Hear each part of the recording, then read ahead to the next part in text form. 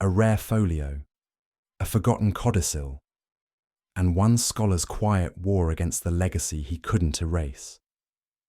In the hush of a private library, jealousy brewed not over gold, but over ink, footnotes, and the name of a man long dead.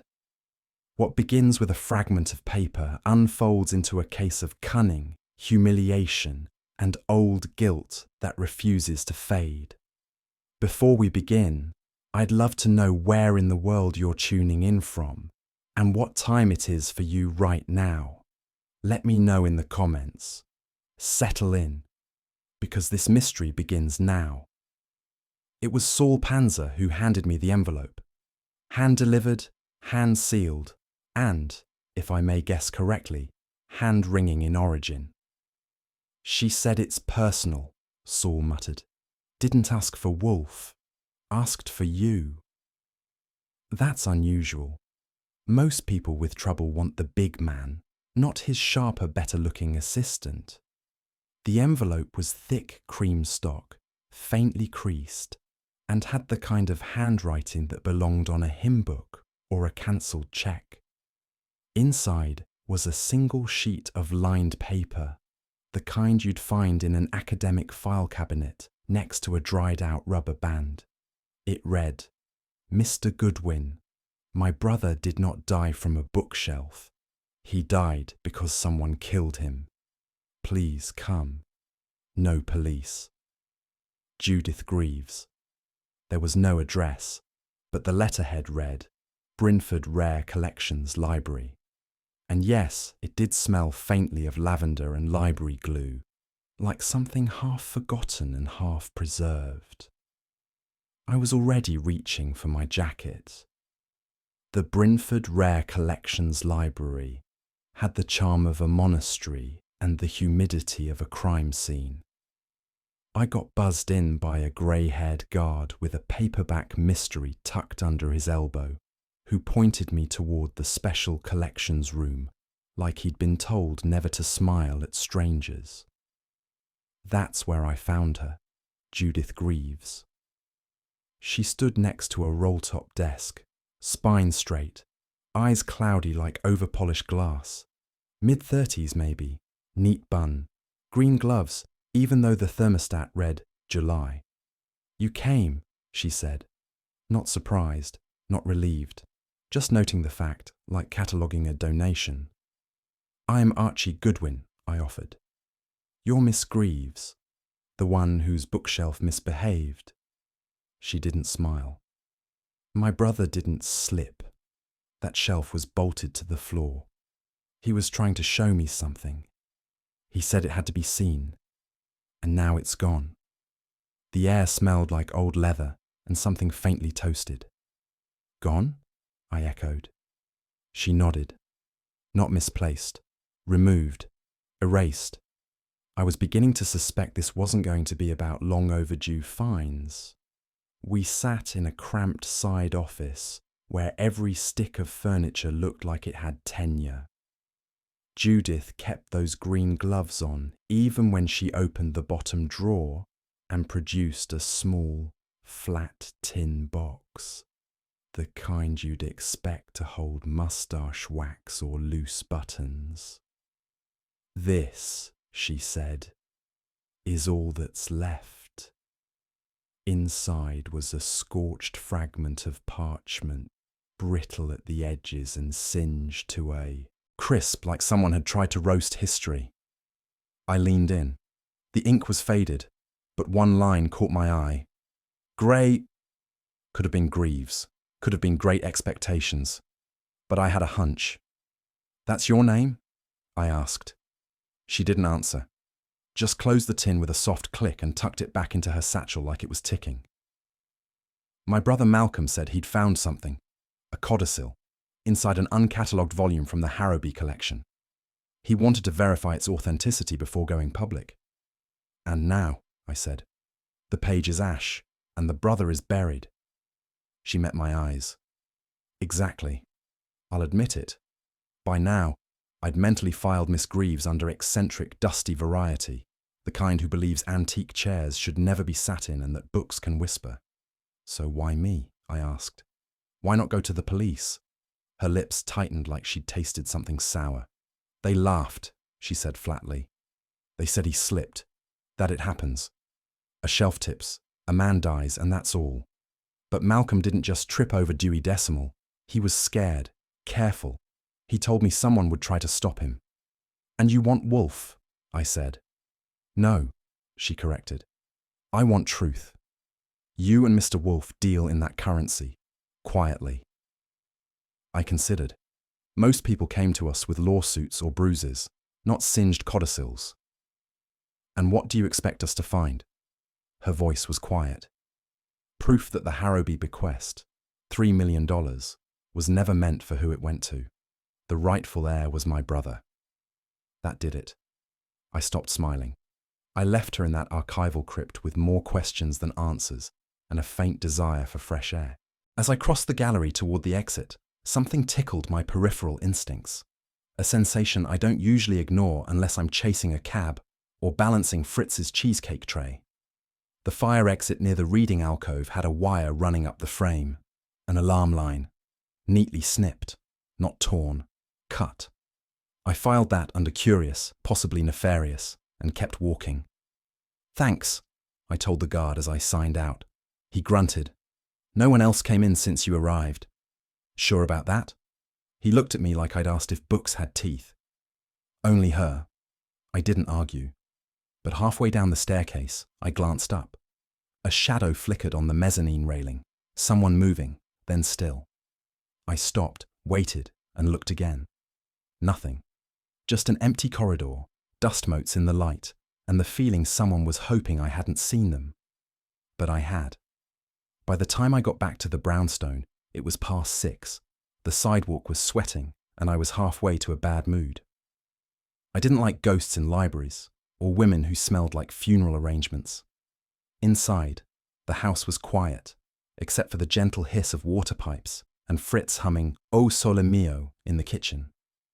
That meant dinner was underway, and Wolfe was likely among his orchids, frowning at an African hybrid that didn't bloom on command.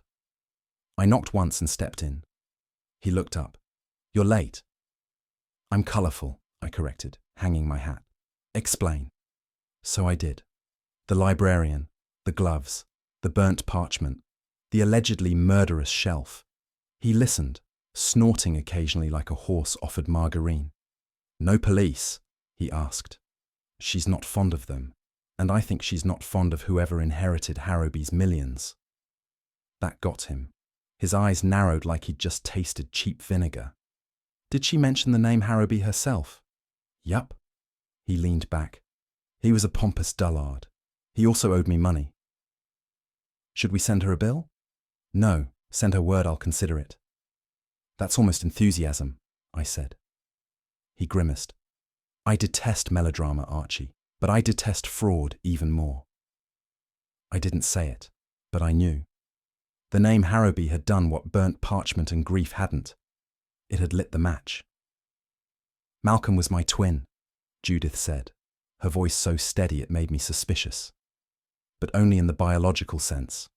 I catalogued people. He confronted them. We were back in her side office at the Brynford Library, where the filing cabinets looked sturdier than most bank vaults. Judith stood beside a stack of books tied with cotton string. Her hands rested neatly on top, still gloved, still green. The official report said the shelf collapsed while he was examining a case of 17th century estate ledgers, she continued. They found him beneath it, alone. I nodded, slowly. No witnesses. None. But I've worked in that room for 10 years. That shelving unit was bolted to the masonry. It was part of the renovation in 48. That thing doesn't collapse. It has to be toppled. Her eyes met mine, firm behind the librarian fog. Not manic, not delusional, just certain. So what was he doing there? She hesitated. Research. He said he'd found something that could undo a lie. A nice line, that. But in my world, lies rarely fall under bookshelves. They fall under hammers. Still, I kept listening. He said it was tucked inside a folio of the Epistles of John Weathers, 1683 edition, she said. A codicil, handwritten, unsigned, but unmistakably Harrowby's language. I blinked. Weathers? He's the guy who tried to prove treason using syllable counts, right? Judith looked at me like I'd mispronounced Gutenberg. He wrote philosophical commentary, disguised as theology. But that's not the point. Right. Harrowby. According to Judith, Malcolm had been poring over donations from the Harrowby estate. More precisely, the private annotations in books nobody else had read in decades. And in one of them, tucked into the end paper, he found something. A page. Short, decisive, possibly game-changing. A codicil, I repeated. That would affect Harrowby's will? She nodded. If real, it supersedes the public document. Malcolm believed it would redirect the estate to a different beneficiary. I leaned back. And by morning? Gone, she said. The book was in the vault. The page vanished. His keys were missing. And then he gets crushed by a bookshelf. Yes. Someone had gone to a lot of trouble to delete a line from history. Question was, who wrote it? And who erased it? Judith's hands disappeared into her bag again. When they came out, she was holding a small charred envelope sealed inside a clear archival pouch. This is all I have left. She passed it to me gently. I held it up to the desk lamp. It was brittle, scorched at the edges, and smelled faintly of cedar smoke and ink. The parchment was clearly older than either of us, and the text, what was left of it, was in Harrowby's favourite bastardized Latin. I squinted. The only decipherable line read, "To J. Gray." I didn't need Wolfe to guess what that might have said. That's you. She nodded. And you found this, where exactly? The incinerator bin behind the east wing. I checked it the morning after Malcolm died. I don't know why. Instinct. I handed it back. And security didn't see you? I wore gloves, she said, as if that answered everything. And no one expects a librarian to be prowling before coffee. I could think of half a dozen explanations for a page like this ending up burned. None of them made me feel any better. Judith placed the pouch back in her satchel like a relic. Her movements were careful, ritualistic. I started to ask who she thought might have planted or burned the codicil, but she raised a gloved finger. They're always nearby, she whispered. Whoever took it, whoever killed him, they work here. You sure you're not just being paranoid, she supplied. I hope I am. She wouldn't give me names, said she couldn't, said she still needed access to the building and didn't want to end up under the next tipped shelf. But you want us to verify the fragment? I asked. Yes, I need Mr. Wolfe to examine it, authenticate the ink, the phrasing, the seal, everything. If it's real, it changes everything. All right, I said, but he's not a museum. No, she said. He's better. Museums protect dead things. Mr. Wolfe protects truth, when he chooses to. It wasn't flattery, not exactly, more like reverence, and that kind of reverence usually comes with a funeral. I took a breath and looked out the window. The library courtyard was still, too still. She let me walk her out. Seemed safer that way. We reached the corner cafe on 8th Avenue, and I offered her a coffee. She accepted, but didn't drink. Just stirred it once, then watched the cream swirl like it was a coded message.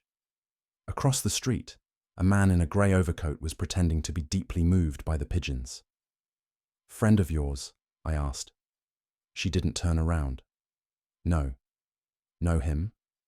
No. But he's been following you. Yes.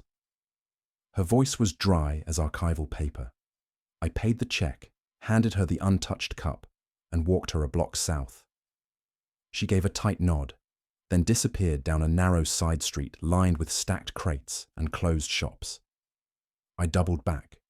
The man in the coat was gone, not strolled away, not hailed a cab, just vanished, which meant he wasn't interested in her anymore. That, or he had already found out everything he needed. I didn't like either possibility. Back at the brownstone, the orchids were still thriving and Wolfe was elbow-deep in a tray of cymbidiums, which are flowers that care more about temperature than human suffering. I briefed him between sprays. "She's composed," I said. "Too composed. Her brother was squashed under a 600-pound oak case, and she's quoting ink provenance." "Sentimentality is not a requirement for grief," Wolfe replied, without looking up. I continued. The codicil, the incinerator, the grey-coated pigeon watcher, the clipped alarm wire, the gloves. Wolfe finally emerged from his floral fog. He dried his hands with his orchid cloth. Wolfe keeps a separate towel for that purpose, and poured himself 3 fingers of beer with scientific precision. "A librarian, a burned document, a hidden clause," he said. "Pfui. I thought that might be your reaction. Unless," he added, "the clause refers to Harrowby." I took the charred pouch from my coat pocket. "She says it does. Her brother's name appears. And if it's real, it invalidates the last bequest. $3 million. Wolfe narrowed his eyes. "Fetch the Gazette Estate Archives. And bring the 1924 will, annotated." "So we're in," he grunted. For Wolfe, that was a declaration of war. It takes a special kind of masochism, or my level of immunity to criticism, to interrupt Nero Wolfe during Orchid Hour. But after Judith Greaves handed me a charred codicil and a story held together with fear and green gloves, I figured I had the excuse. I stepped into the plant rooms at exactly 3:56 p.m. with all the subtlety of a jackhammer in a museum. Wolfe was hunched over a hybrid dendrobium like it owed him money. He looked up slowly. "Archie," he said, "unless you've been stabbed or acquired an original back manuscript, this had better wait." "I bring tidings of scorched parchment and possible murder," he grunted. "You've already ruined the air. Proceed." So I did. I gave him the Greaves situation, dead brother under a fallen shelf, the vanished codicil, and the faint stench of sabotage. He exhaled, not quite a sigh, not quite a snort. "I do not investigate bookworms or broken shelves. Even if someone loosened the bolts." He turned back to the dendrobium. "Even then." But I'd seen it, one eyebrow twitching. The hook was set. He just hadn't swallowed yet. Fritz brought us each a bottle, cold, Czech, and frothy enough to keep Wolfe from immediately ejecting me from the room. I offered the chair across from him and leaned back with mine, kicking off with the full account. Judith's voice, the page, the weird smell of scorched ink and incinerator guilt. I tossed in the clipped alarm wire for seasoning. She thinks someone killed her brother to bury the codicil, literally, under an oak bookshelf. Wolfe lifted his beer, studied the rim like it might contain a more compelling case, and took a sip. "And she refuses to consult the police." "Correct. She wishes me to confirm the authenticity of a burned document she recovered from a trash receptacle." "Also correct." He reached for the Times on the end table and opened it with the delicacy of a man unbothered by sudden death. Pfui. That was as dismissive as Wolfe got without invoking Latin. "Should I tell her to go whistle up a historian?" "Not yet." He didn't look at me. "You have more to say."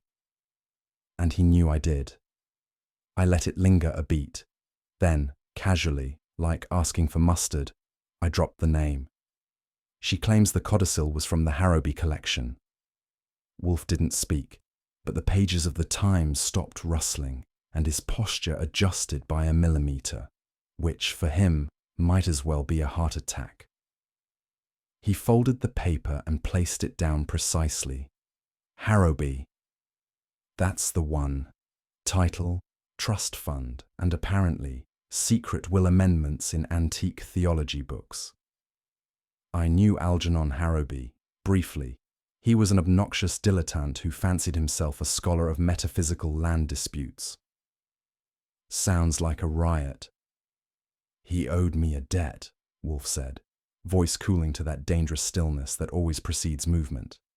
One he never repaid. What kind of debt? He borrowed my copy of the 1611 Montaigne, claimed it was misfiled in his archive, then bequeathed it to Yale. Ouch. Indeed.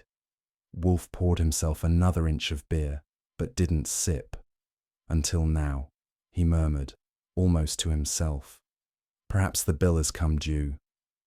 Now we were in business. It's not every day you see Wolfe pacing. He avoids standing like most men avoid tax audits.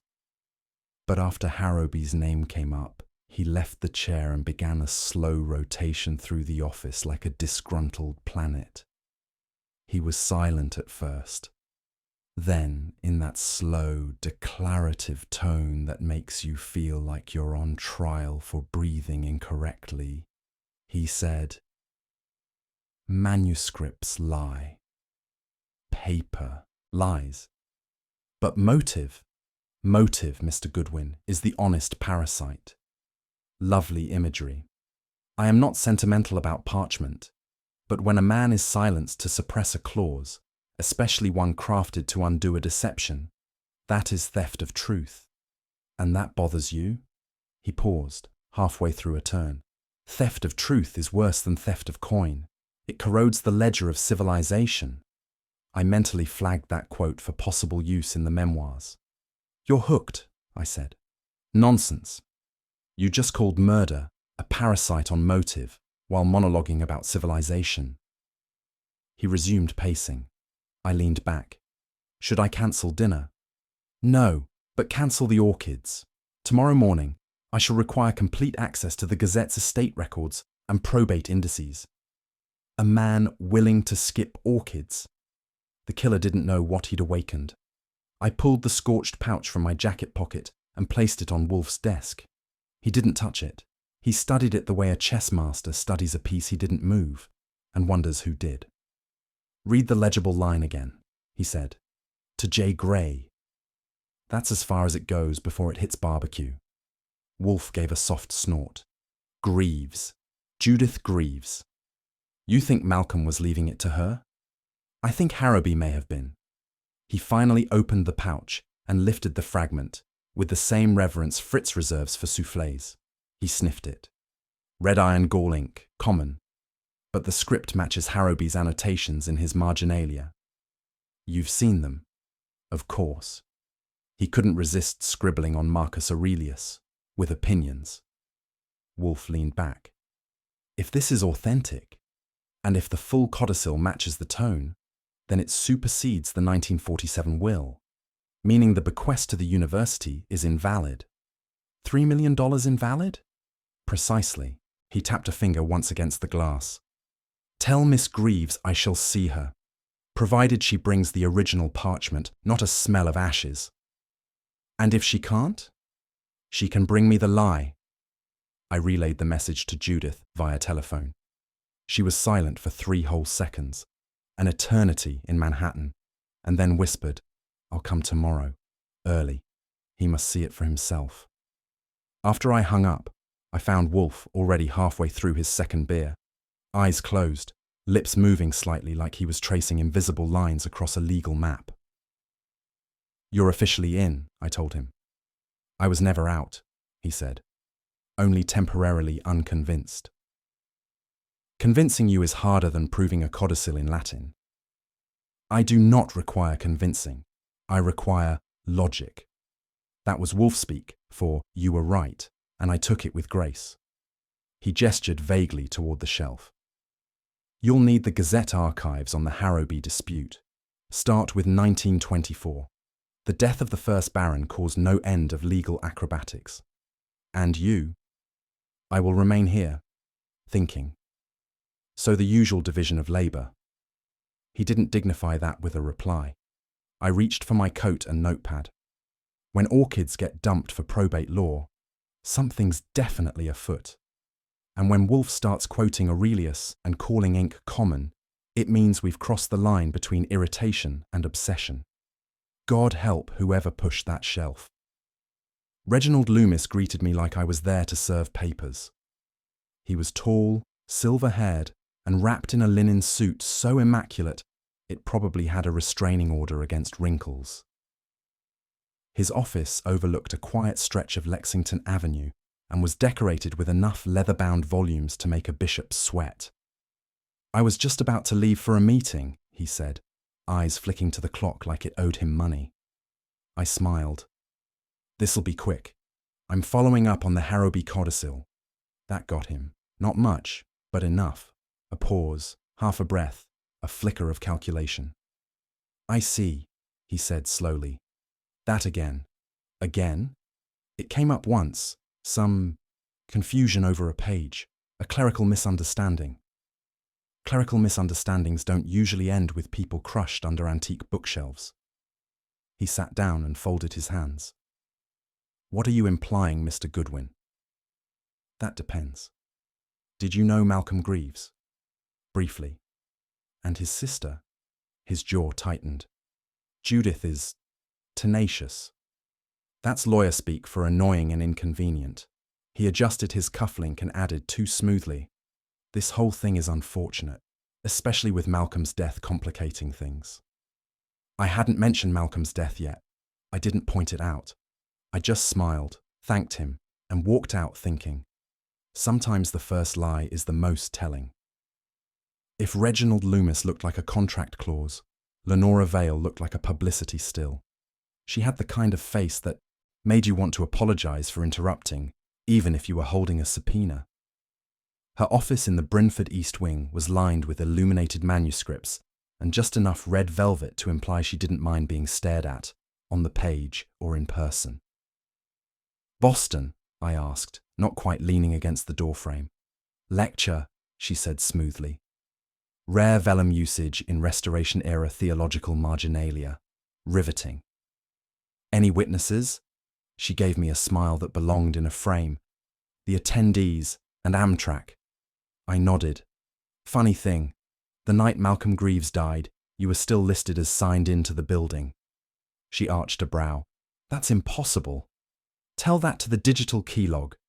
She made a soft sound, turned away, and reached for a silk scarf draped over the back of a Louis XIV chair. When she moved, her purse tilted, and something slid part way out. A dry cleaning stub. Bleecker Street. Same date. Stamped 9:47 p.m. I tucked the detail into the back pocket of my brain and played dumb. "Ever meet Judith Greaves?" I asked. "She's quiet," she said too quickly. "Withdrawn." Odd. Her tone said inconvenient, just like Loomis. And if Boston was a lie, I had to wonder, what else was she curating? Marty Finch looked like the kind of man who alphabetized his cereal. Early 40s, balding in all the wrong places, glasses perpetually slipping down his nose, and a nervous twitch in his right eye that flared every time someone said the word codicil. He met me in the Brynford sub-vault hallway, where the temperature could cure beef and the fluorescent lights had a habit of flickering like bad alibis. "You knew Malcolm?" I asked, conversational. "Of course," he said, tugging at his cardigan zipper. "We co-managed special collections for 6 years. He was methodical." "And Judith?" His ears turned pink. "We dated, years ago. It ended mutually." That was a lie, and even he knew it. "So you heard about the codicil." He dropped the clipboard he was holding. It clattered off the tile and knocked over a box of key tags. "That's a yes," I said helpfully. I heard something. A rumor." "What kind of rumor?" He swallowed, hard. "That Judith was never supposed to see that will." He froze, realized what he'd just said, then added, with the kind of calm only panic produces, I mean, there wasn't anything official, just gossip." But gossip doesn't burn parchment, and it doesn't topple bookshelves. Marty Finch was sweating, stammering, and one nudge away from a confession. But I wasn't in the mood for pushing, yet. Before leaving, I made a casual detour to the security station.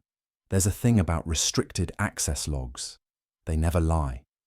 Not unless someone rewires the database, and these folks barely knew how to format a spreadsheet. I asked the overnight tech, a sleepy grad student with a coffee IV, if I could take a peek at the key usage from the night Malcolm went belly up. The logbook was handwritten, neat, and mostly boring, until it wasn't. One key stood out. Master Vault Access, Dinosaur 427. That was Malcolm's. Used. 10:43 p.m. Date. Night of his death. The odd part. He was confirmed dead by 10:15. And the signature. It read M. Greaves. The G curled like someone had practiced it too hard. I showed the signature to the tech. That's not Malcolm's handwriting, he said immediately. He printed his name, always. So who signed it? He shrugged. Whoever had his key card. There were 3 people who might have had it. And if one of them faked his name, the next question wasn't why. It was, what were they looking for in the vault after he was already dead? I made it back to the brownstone just after 7, bearing news, suspicions, and a lingering sense that someone was about to bolt. Fritz greeted me with sautéed leeks and a glare for being late to dinner. Wolfe, by contrast, was halfway through a bottle of Riesling and a monologue on the culinary indecency of pre-sliced bread. "You've returned," he said without looking up. "Physically," I replied.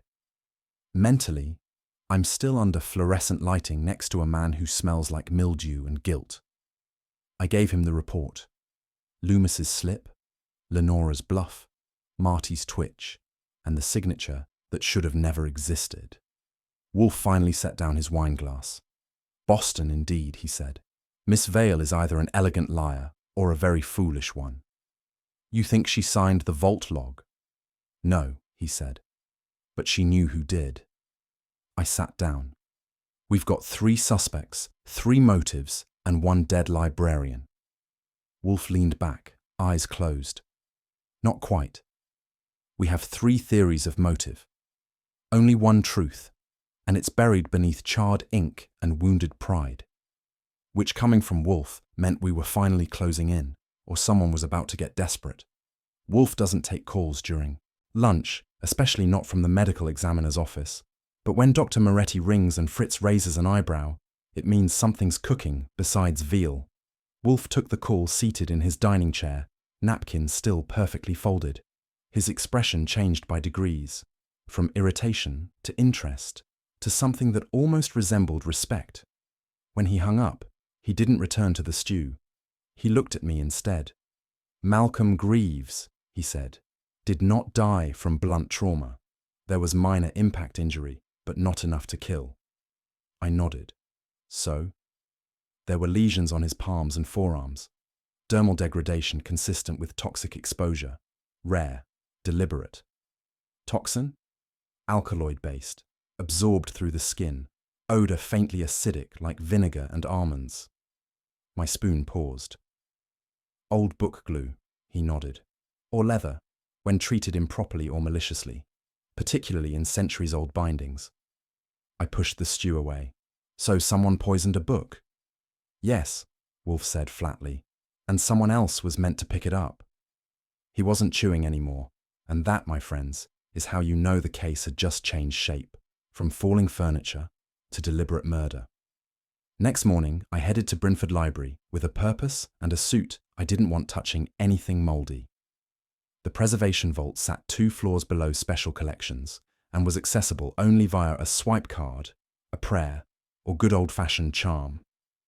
I found a junior curator named Anthony Phelps polishing brass hinges on a folio cabinet like he expected it to reward him. He looked about 25 and had the posture of someone who thought dusting was a romantic vocation. I turned on the charm. "I'm here to review some cataloguing discrepancies in the Harrowby subset.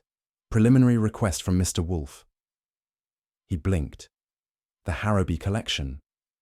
That's restricted." I raised an eyebrow.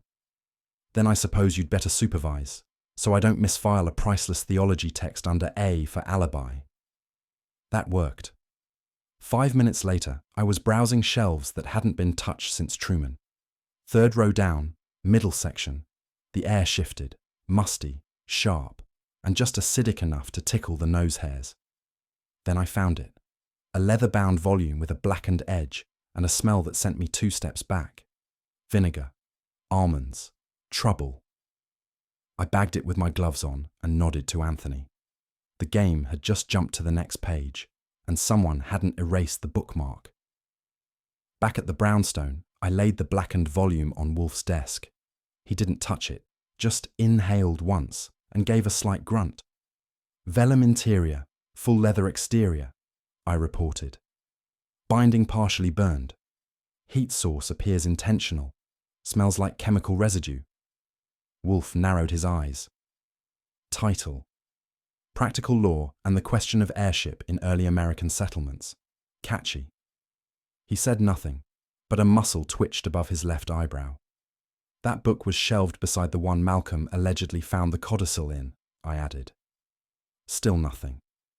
And according to Anthony, nobody requested this volume in the past 6 years, which means someone handled it recently without checking it out. That got me a nod. You believe the toxin originated from that binding? He asked. I believe someone wanted it to. He leaned forward now, inspecting the edge of the char. No random fire, no spilled coffee. This was targeted, precise. Which begs the question, I said. If this book was the backup plan, what was the first one? Wolfe didn't answer, but he looked at the charred corner like it had just confessed to something. And in his head, the pieces were already shuffling into place. After I finished the report and Fritz cleared the remains of a mostly ignored lunch, Wolfe resumed his throne behind the desk and closed his eyes. He was touched by death, not crushed by it, he murmured. The poison weakened him, slowed him, possibly even disoriented him. And someone used the commotion to finish the job, I offered.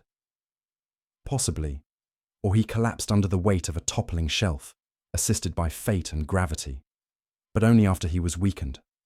The cause of death is the toxin. From the book, from a book, possibly 2, possibly more. He opened his eyes and looked at me. This required knowledge, Archie, specificity. The toxin isn't household, the technique is arcane, and it was deployed through an antique object with high sentimental value. Which means it wasn't just about stopping Malcolm, I said. Wolfe nodded. It was about delivering a message. He rose, another rare occurrence, and crossed to the globe. The killer wore gloves, deliberately, repeatedly. He turned the globe once, then stopped, and one of them still does. If I'd been wearing a hat, I'd have tipped it. The man wasn't guessing. He was circling. Wolfe summoned Judith to the brownstone that afternoon, rarely done and never lightly. She arrived precisely on time, in a charcoal coat and those same green gloves. They looked older today, or maybe just heavier. I'm not here to accuse you, Wolfe began, merely to confirm chronology. She nodded once, hands clasped. Did you touch the burned book we recovered from the preservation vault? No, she said. Only the page, the one I found in the incinerator bin. You're certain? Yes. Wolfe's eyes narrowed. You entered the vault before reporting Malcolm's death? She didn't flinch. I went to find what he had hidden, but someone beat me to it. And what did you find? Char, smell, the empty space where the Weathers volume used to be. Did you inform anyone? No, she said. I was afraid they'd destroy more. Wolfe leaned back, silent. Judith removed her gloves and placed them in her lap. Her hands were unmarked, but grief leaves no fingerprints, and Wolfe, for all his precision, knew when someone was telling the truth, or trying very hard to look like they were. Dinner that night was roast pork with rosemary, but Wolfe barely noticed. He poked at it while monologuing, a sacred violation of Fritz's kitchen theology. The codicil, Wolfe said between forkfuls, was the excuse, not the reason. The target was not the money. It was the man. Malcolm? Yes. He had discovered the codicil, yes, but more importantly, he had threatened the illusion someone else depended on. I sipped my beer. You think this is about legacy, not inheritance? He waved a dismissive fork. It is about rage, accumulated, directed. The killer used a forgotten binding, restored and turned lethal, to deliver poison disguised as history. Romantic. No, he said sharply. Curated malice. Fritz emerged from the kitchen, scowled at the untouched pork, and muttered something in Swiss German that likely included the phrase heathen glutton. Wolfe ignored it. Tomorrow, he said, we identify who had both access and motive. And gloves? And gloves. He finally took a bite, chewed once and grimaced. Fritz would not be pleased. But Wolfe had eaten worse to feed his mind, and tonight the main course was revenge, served warm from a 17th century shelf. Wolfe doesn't place phone calls lightly. If you ever hear him touch a telephone receiver, you can assume it's one of three things: orchids, Fritz's food supply, or murder. This one fell squarely in column 3. At 11:04 a.m., he summoned me into the office, told Fritz to hold lunch, and dialed a number from memory. When Inspector Kramer's gravel pit of a voice answered, Wolfe didn't waste time. Inspector, this is Nero Wolfe. A grunt. I have reason to believe the death of one Malcolm Greaves at the Brynford Library was not, as initially assumed, an accident. There is forensic evidence of poison, absorbed through skin, likely via a leather-bound volume. Pause. More interestingly, I suspect the library's vault logs have been manipulated. That got him. Kramer hates library stacks, but he hates manipulated evidence more. I'm not handing you a killer, Wolfe added, but I'm suggesting that someone tampered with more than pages. Another grunt, then. I'll send a team. Wolfe hung up without saying goodbye, a sure sign he was feeling cooperative. I was impressed. He'd just poked a bear with a badge and invited him into a rare books vault. This would be fun. Kramer arrived at Brynford with 2 detectives, a portable scanner, and the kind of expression usually reserved for parking violations and overdue warrants. I met him in the marble foyer, already smelling trouble. This better not be one of Wolfe's performance pieces, he growled. Only if the curtain rises on forged documents, I said cheerfully. The curator, a man named Dr. Harmon, with eyebrows like angry apostrophes, tried to stall them. Kramer wasn't in the mood for bureaucracy, and shoved past him like the Dewey Decimal System owed him money.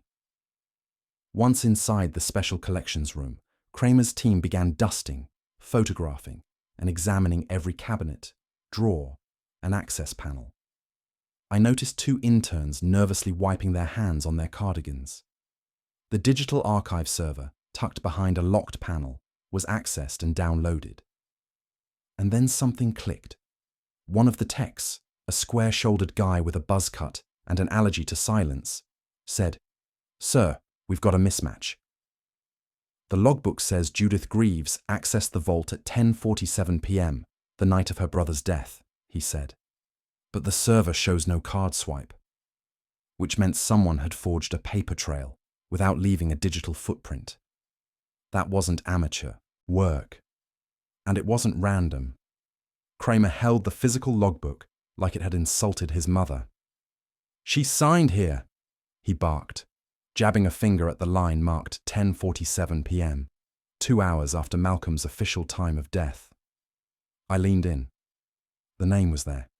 J. Greaves, written in loopy cursive with just enough effort to seem familiar, but not quite enough to fool anyone who'd actually seen Judith write.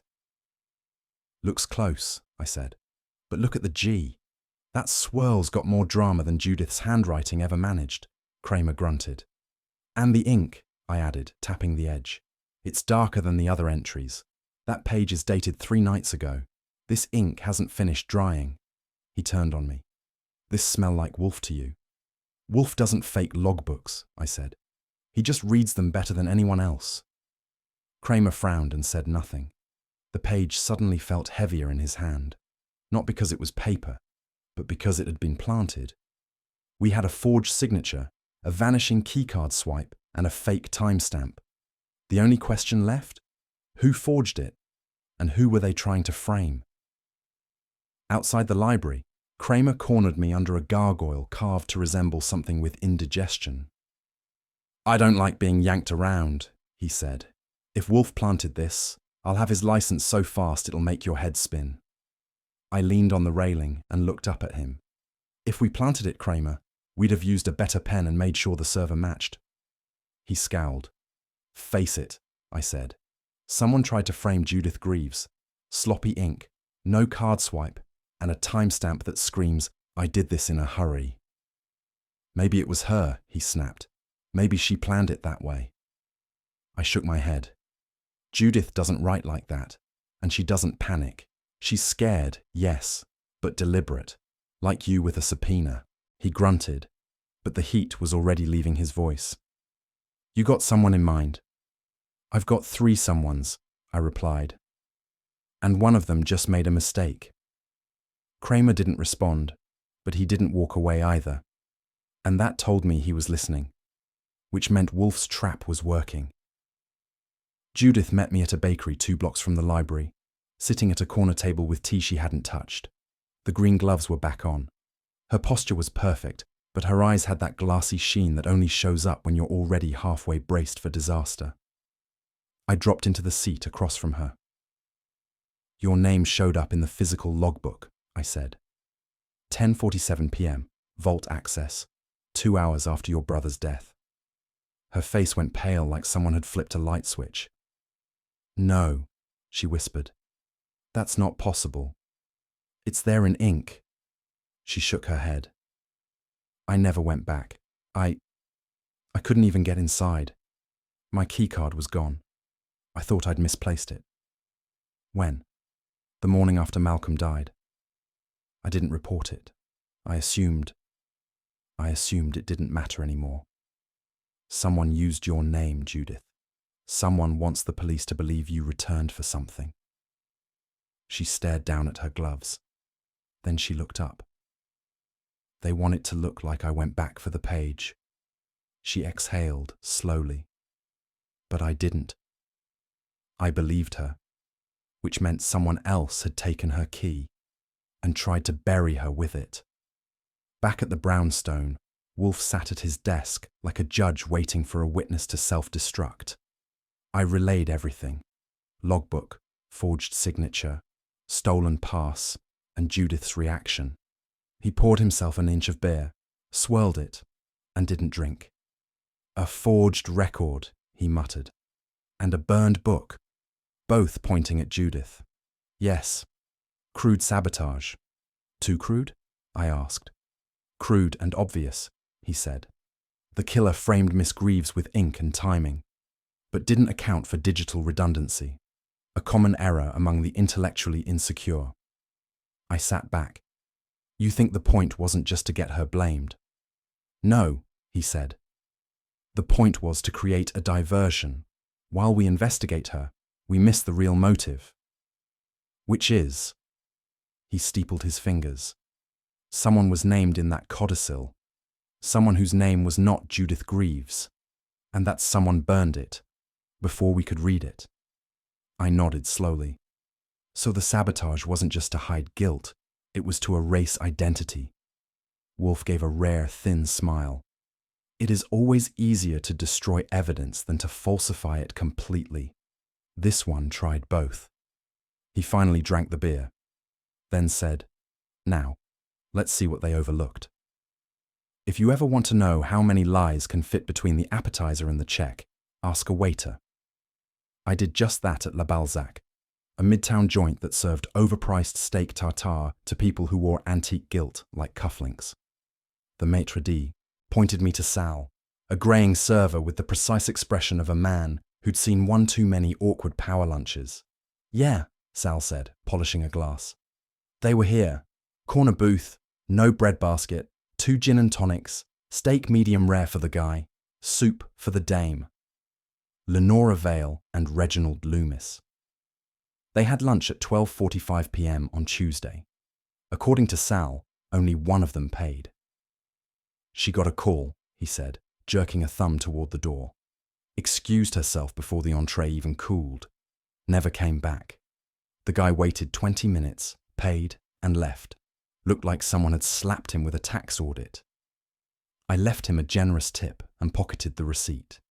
If Lenora had walked out mid-lunch, something rattled her enough to skip dessert, and she didn't seem the type to snub lemon meringue without a reason.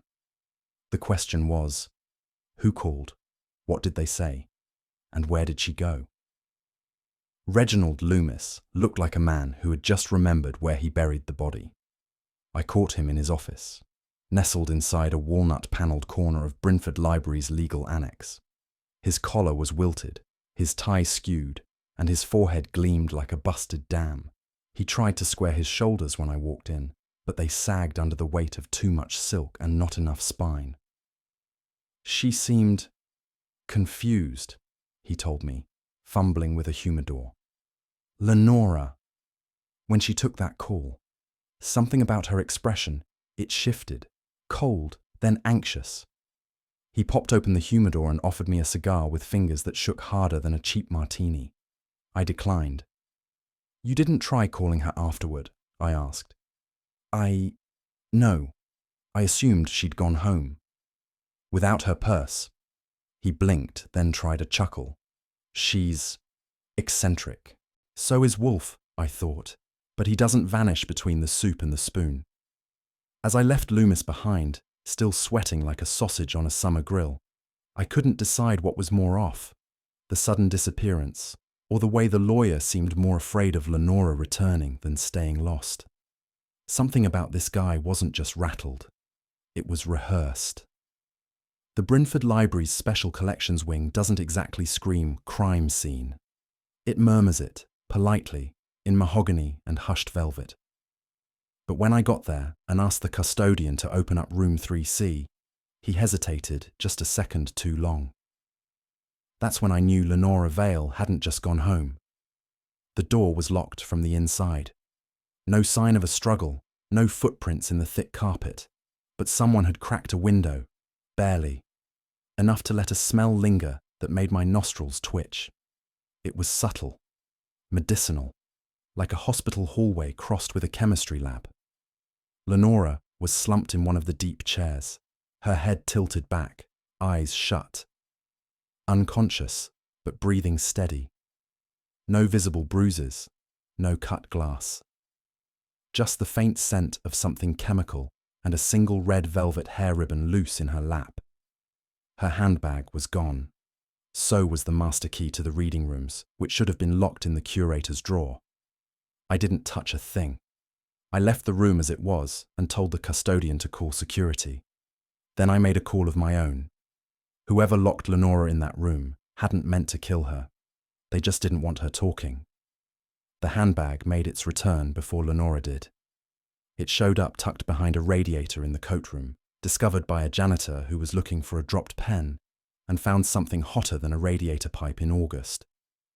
The leather was stiff and old, with a brass clasp and a faint trace of lavender powder that didn't quite mask the dust. Inside were the usual suspects: compact, lipstick, a pack of mints, and one item that didn't belong in any lady's evening clutch. A yellowed envelope sealed in red wax. No address, no date, just a name scribbled in sharp, angular penmanship: Malcolm Greaves. We slit the seal carefully. Inside was a single folded page. At the bottom, clear and unmistakable, was Harrowby's signature. And above it, scrawled in haste or desperation, just one line: "To Malcolm Greaves, I entrust my intent." No lawyer would have called that a codicil, but a desperate heir might. And a desperate killer, they'd call it a liability. I didn't know who had planted it there, or why it took a detour from Lenora's hand to a radiator duct, but I knew one thing: that envelope was never meant to be read. Inspector Kramer showed up with the temper of a man who hadn't had lunch, sleep, or a solid alibi since Sunday. His coat flapped like an angry curtain, and his eyes locked on me like I owed him child support. "What the hell is going on here, Goodwin?" he barked. "I got a witness comatose, a reading room that smells like bootleg ether, and a letter that looks like it fell out of a Victorian séance." "You forgot the handbag in the coat room," I offered. "That's where all the best evidence hides." He jabbed a finger at my chest. You tampered with a witness. Tampering implies she was conscious, I said, which I'd argue she wasn't, unless snoring counts. He didn't laugh. Neither did I. The special collections staff were lined up against the wall like extras in a courtroom drama. Kramer began barking questions about keys, access logs, and custodial rotations. I stood to the side and let the man do his barking. He was good at it. I was better at listening. What Kramer wanted was an arrest. What I had was a puzzle. And like always, Wolfe was going to be the one holding the last piece. By the time I got back to the brownstone, Fritz was setting the table for an early dinner, and Wolfe was rooted in his chair, deep in contemplation. I gave him the highlights: the unconscious heiress, the envelope in the coat room, the mysterious chemical whiff. He held the letter with 2 fingers, as if it might disintegrate from contact with anything less refined than logic. "It is theatrical," Wolfe said finally, "not homicidal." "Chloral hydrate?" I asked. He nodded. "Likely. Old-fashioned but effective. Used in stage work and second-rate novels. One does not murder with it. One silences." I sat. So, someone wanted Lenora quiet, but not dead. Indeed. Just long enough for the letter to vanish, or perhaps appear, depending on its origin. This, he gestured at the envelope, is not the work of rage. It is the work of revision. I frowned. "You mean someone rewrote history?" "No, Archie. They curated it." He leaned back, closed his eyes, and murmured, "Someone wanted Miss Vale silenced, but not buried, just long enough for the real heir to vanish from history." Which begged the next question. If this was all staged, who was writing the script? The day Wolfe declared war on the Harrowby archive, he did it with the solemnity of a pope announcing exile. "I will require complete solitude," he said, standing beside the globe as if he were about to spin it and conquer something. "Have the Harrowby files delivered here immediately. Every box, every folder. I want it untouched." I blinked. "That's 2 crates of parchment, Wolfe. You planning to open a medieval law firm?" He narrowed his eyes. "Do not jest, Archie. Not today. Not in this house." The tone meant business. Capital B, all caps, with a legal seal. Fritz and I wheeled the boxes into the office, stacked them like firewood, and got the hell out. At the threshold, Wolfe paused, turned like an emperor at the gates of Byzantium, and delivered his decree. "Only Fritz may enter. You, Archie, may vanish." Then the door shut, softly but with finality. The bolt clicked. The silence settled like fog. And I, discarded like an out-of-date menu, was left on the other side wondering what exactly he expected to find buried in the Harrowby dead letters. Whatever it was, he didn't want me near it. Not yet. It's a curious thing, watching a genius turn into a paper mole. You'd think I'd be used to it by now, but Wolfe's current disappearing act was starting to feel like Act 2 of Hamlet, minus the skull, but with twice the brooding. I paced. I played solitaire. I alphabetized the spice rack out of sheer desperation and discovered that Fritz hoards cardamom like it's contraband. "Will he surface?" I asked, as Fritz floated in with a tray of coffee and pastries. Fritz gave a soft shrug. "He refused beer last night," he said in a hushed tone usually reserved for funerals. "Twice." I paused. "Beer? He refused beer?"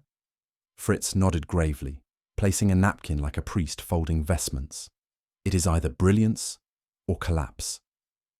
I didn't like either option. I was used to Wolfe operating on a diet of orchids, sarcasm, and Montenegro.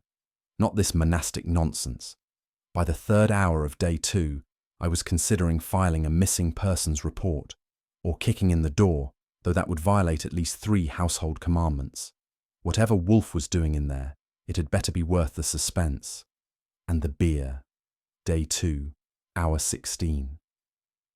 If you've never heard a genius grunt like a bear fighting indigestion, you've never lived with Nero Wolfe. From my perch outside the door, I'd catalogued exactly 40 thuds, book to table, or book to floor, or possibly book to skull, and one growl. Not a cough, not a sigh. A growl. It was low, primal, and sounded like it came from the bottom of his seventh liver. I dared a knock. "Go away," came the reply, muffled but firm. "Or go extinct." There's nothing quite as motivating as being threatened with extinction by your boss while he's hip-deep in dusty testamentary tomes. I retreated, tail intact, and resolved to wait it out. I had heard the man go silent before. I had seen him brood, glower, and pout, but never growl. Something in those documents wasn't just irritating him, it was cracking a dam. And when it finally broke, I wasn't sure what would come pouring out, but I intended to be there with a mop. He emerged on the 36th hour like a thunderstorm in human form, shirt rumpled, hair skewed, a rare blotch of sweat on his temple. Wolfe stalked past me without a glance, went to his desk, and slammed a leather folio onto the blotter like it was Exhibit A in a divine trial. "This," he declared, "is an abomination." "Morning," I offered. "It is afternoon," he snapped. "And this absurd knot of falsifications, manipulations, and historical butchery has finally revealed its structure." He collapsed into his chair like an emperor returning from a victorious campaign. "The forgery is elementary, Archie, crude even. The phrasing, intent of the soul, was lifted from a 1918 sermon in the Harrowby Parish Registry, the typeface mismatched by 3 decades. And yet no one noticed." "Except you," I said helpfully. "Of course, except me." He opened the folio and pointed to a page. "But that is not the point." "No?" "No, the inheritance is only the surface." He tapped the paper with one stubby finger. This was vengeance. Years in the baking. Someone altered history not to claim wealth, but to burn legacy. I blinked. "You saying this wasn't about getting the money?" He nodded grimly. "It was about denying it." "There is a performance we often excuse as grief," Wolfe said, steepling his fingers. "But grief has rhythm, silence, inconsistencies. It does not monologue." He pointed at a transcript I hadn't seen him retrieve. Interview notes with Malcolm Greaves. This man wailed. He wept. He referred to the deceased by full name every time. That is not mourning. That is theatre. I leaned forward. "So he faked it?" "No. Worse. He rehearsed it." Wolfe turned to the fire, gaze heavy. Malcolm Greaves lost nothing. He knew Harrowby was already planning to disinherit him. The forged letter was a parting insult. But the real sting, that letter was never meant to be read. It was meant to be destroyed. Lenora Vale failed to burn it. And that, I said slowly, made her a threat. Wolfe nodded. A living contradiction, one that had to be silenced. He rose, rare and slow, and stared at the folio again. This was never about who would benefit. It was about who would hurt. The forger did not want the estate. He wanted the shame to fall on Harrowby's true heir, whoever that was, whoever dared to be legitimate. The fire crackled. "Someone built a lie to cover an old wound," I said. "No," Wolfe murmured. "Someone weaponized it. When Nero Wolfe arranges a public gathering, it's never for the sake of fresh air. So when he informed me that we would be convening in the Brynford Library's boardroom for a formal consolidation of facts, I cleared my schedule and polished my shoes. Not because I like dusty old libraries or shady suspects, but because when Wolfe declares war, I bring the artillery." The room had the charm of a courtroom that had lost its gavel. Polished oak, a long table that had seen more gossip than governance, and a row of chairs stiff enough to interrogate the sitter. Judith Harrowby sat with her back straight and lips thinner than ever. Lenora Vale looked like she might bolt if the window opened. Loomis was pale enough to be a ghost's understudy. Marty Finch fiddled with his pen like it owed him money. But the real showstopper was Wolfe himself. He moved among the chairs with slow precision, adjusting the distance between each one as if aligning chess pieces. I'd seen him do a lot of bizarre things. Lecture a butcher on veal quality, ban yellow ties. But this? Wolfe arranging chairs? I didn't know who was going down for the forgery. But I knew one thing. Wolfe had already drawn the chalk outline in his head. When Wolfe finally took his seat, centre stage of course, he didn't launch in with accusations or glares. No, that's not how the man plays his hand. He began with what he calls orderly exposition, which to most humans sounds like a bedtime story narrated by a lion who hasn't eaten. "Miss Harrowby," he said, addressing Judith with an incline of the head. "Ladies and gentlemen, we are here not to rehearse opinions, but to weigh truth. I shall present the sequence of events. If you object, speak. If you lie, I shall know." That got everyone to sit straighter. He began. The discovery of Malcolm Greaves's body, the missing codicil, the suspiciously altered security logs. He recited details like they were footnotes in his private encyclopedia. I half expected him to cite page numbers. Then he paused. His eyes drifted to each person like a tailor measuring guilt. Fingers steepled under his chin, voice low and razor-sharp, he said, "But one among you knew how to weaponize guilt, to twist loss into leverage, and that, not inheritance, was the true prize." You could hear the air freeze. Judith flinched. Loomis blinked too often. Marty scratched his arm like something was crawling under his sleeve. Lenora didn't move at all. Wolfe had set the stage. The audience wasn't applauding, but someone was already sweating. Wolfe turned to Judith Harrowby with the kind of formality usually reserved for treaties or autopsies. "Miss Harrowby," he said, "your gloves." She blinked. Indeed. The pair you wore the night Malcolm Greaves perished. Suede, elbow length, tan stitching. You wore them in the reading room, yes?" "Yes, but—" "No need to elaborate. I've examined them. Immaculate condition, no stains. And more crucially, no burns." Malcolm's fingertips, however, bore chemical reddening. You, his closest relation and the one with apparent motive, did not touch the bottle. Judith inhaled slowly. Her hands were clasped now, bare, elegant, trembling just slightly. "No poison would have passed through leather," Wolfe stated. "Nor through grief that was genuine. Your mourning was not an act." That, coming from Wolfe, was as tender as a handwritten apology. Judith didn't smile, but the corners of her mouth loosened. Something, maybe relief, maybe disbelief, drifted through her. Wolfe moved on with the ease of a pianist changing chords. But I kept one eye on Judith. She'd been cleared, but not coddled, and in this room that counted as affection. And if the gloves told the truth, who had handled the poison with bare, unshaking hands? "Mr. Loomis," Wolfe said, locking onto the lawyer like a python with a legal pad. "Your office records show a rather sudden drop in billing this quarter. A curious thing for a man claiming business is steady."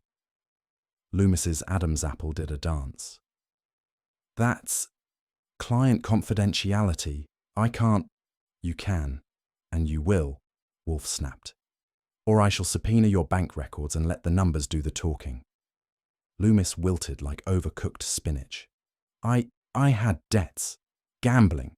I needed that codicil authenticated. It meant a new client, Judith's estate, if the document held. "And so," Wolfe said, "you allowed yourself to be manipulated." His gaze shifted, colder now, to Lenora Vale. "Miss Vale, you were led to believe the letter you found was real. You entered that reading room willingly.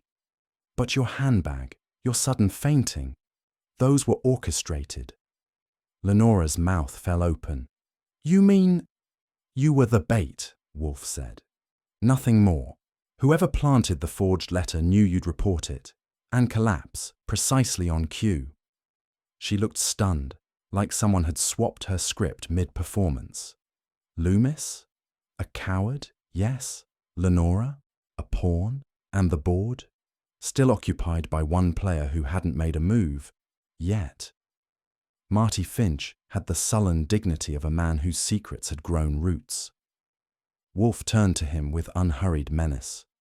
Mr. Finch, he said, you had unrestricted access to the archive. You possessed Judith Harrowby's security code. You oversaw every folio, every document, including the missing logbook. Marty tried a smirk. It came out crooked. Are you accusing me of something, Mr. Wolfe? No, Wolfe said. I am convicting you. The room stiffened. Finch sat back, eyes narrowing. You despised Malcolm Greaves, Wolfe continued, not just as a colleague, but as a usurper. He was given the authority, the praise, the historical spotlight that you believed belonged to you. And when Judith chose him to lead the Harrowby curation, you were enraged. Marty's lips pressed together like a broken zipper. You used Judith's security pass not to steal, but to destroy. You planted the forged codicil. You falsified the log. You drugged Miss Vale with chloral hydrate, having first arranged her handbag to contain that fraudulent envelope. You even adjusted the library's heating schedule, explaining how the handbag reappeared behind a warm radiator. Silence. Then, the tiniest creak of Marty's chair. Wolfe folded his hands. You did not want an inheritance, Mr. Finch. You wanted erasure and revenge. No one in the room moved, except Marty's left eye. It twitched. Wolfe leaned back. For a moment, no sound passed through the room, not even the creak of judgment. The codicil, he said, was never in the envelope. That letter was decoy, not decree. The true document was hidden in plain sight, beneath a floorboard in the restricted reading room. That got everyone shifting again. Wolfe gestured. Mr. Goodwin, if you will. I rose, walked to the side table, and unwrapped what looked like a survivor from the Gutenberg era. A sealed parchment, edges brittle, bearing Malcolm Greaves's signature and a line of Latin scrawled faintly on the back. Sub tabula, in lucem veritas, Wolfe translated. Beneath the table, the truth in light. Greaves scribbled it in the margin of a volume he believed no one else would read. He tapped the parchment. And there, beneath the floorboard, where the table's light never reached, he left the truth. I laid the document gently before Judith. She stared, breathless. The codicil was real, the legacy intact. But the damage had been done, and the archivist who wanted history rewritten had ironically preserved the very thing he tried to bury. Fritz served the oxtail stew like it was sacred scripture, heavy with aroma, seasoned with reverence. Wolfe didn't acknowledge the gesture, which in his world was gratitude, applause, and confetti all rolled into one. He'd returned to the only throne worth his posterior, the oversized chair in the office. Orchids loomed behind him like a jungle jury. I brought my plate over and parked myself across from the man who had just orchestrated the intellectual dismemberment of Marty Finch without breaking a sweat or standing up.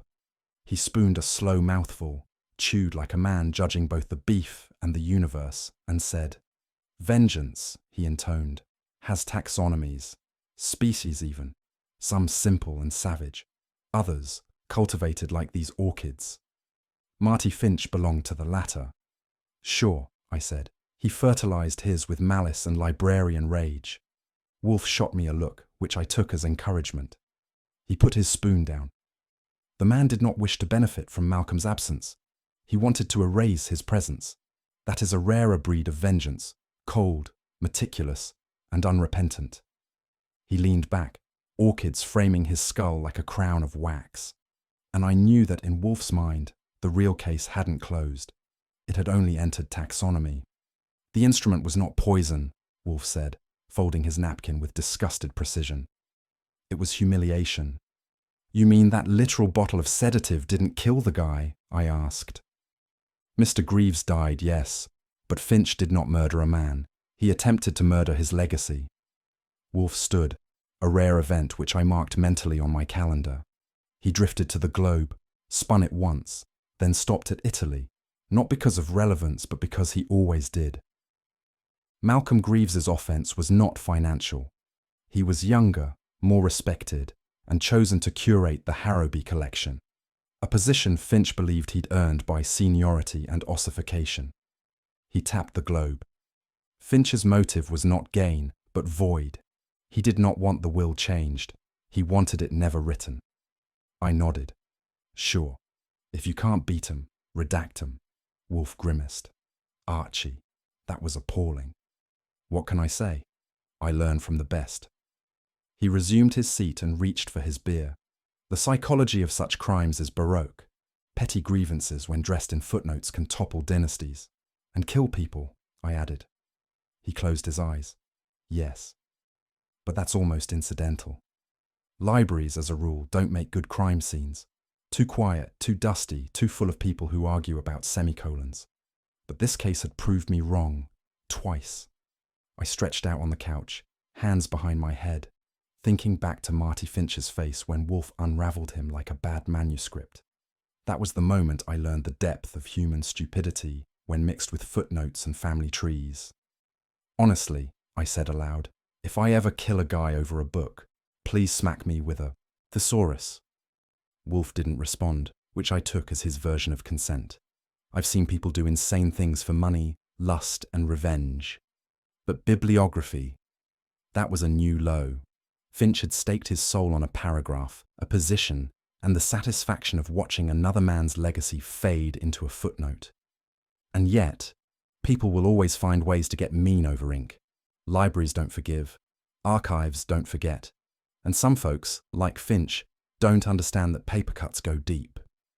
Still, I'd take a blackjack to the skull over a footnote duel any day. The envelope came 2 days later, monogrammed and fragile as a confession. It bore Judith Harrowby's looping signature and smelled faintly of old rose perfume and resignation. Inside was a thank you note written in ink as pale as her tone had been. It didn't say much, just gratitude, civility, and a faint trace of something heavier beneath. Enclosed was the charred fragment of the original codicil, the same one Wolfe had refused to destroy. Why send it back? I asked, holding the burned corner between 2 fingers like a relic. Wolfe didn't look up from his orchid spritzer.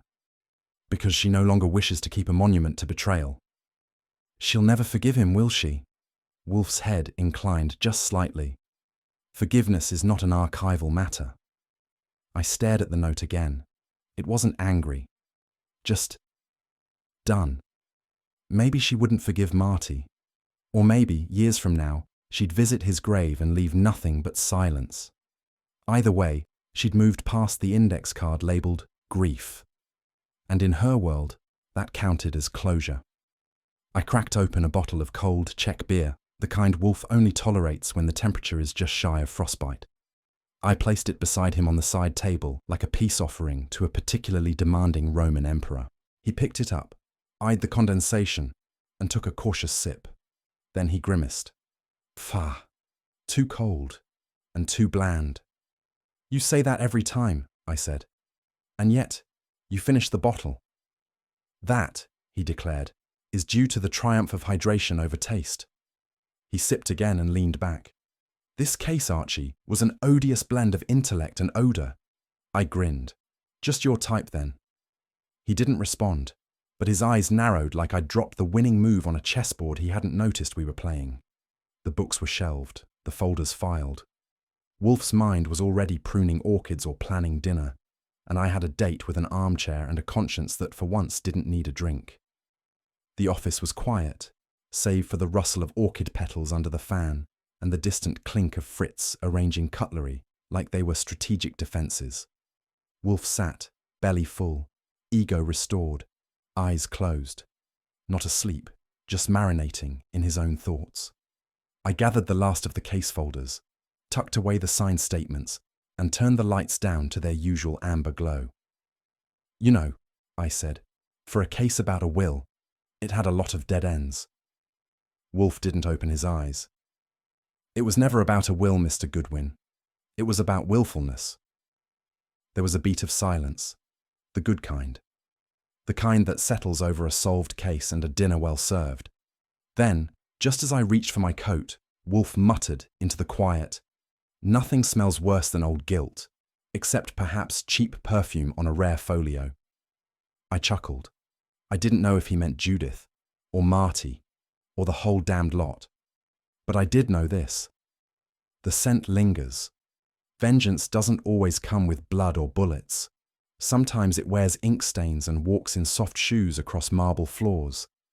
In this case, it came in silence, behind locked archives and footnotes long ignored. Wolfe saw past the rage to the deeper crime, not of theft or murder, but of a man trying to erase another's memory with fire and paper. Justice came, though not cleanly, and not without cost. Do you believe Marty acted out of hatred or heartbreak? Let me know your thoughts in the comments. And if you enjoyed the mystery, be sure to like the video, share it with someone who loves detective stories, and subscribe for more. Not every case ends with applause, but the truth once found always echoes.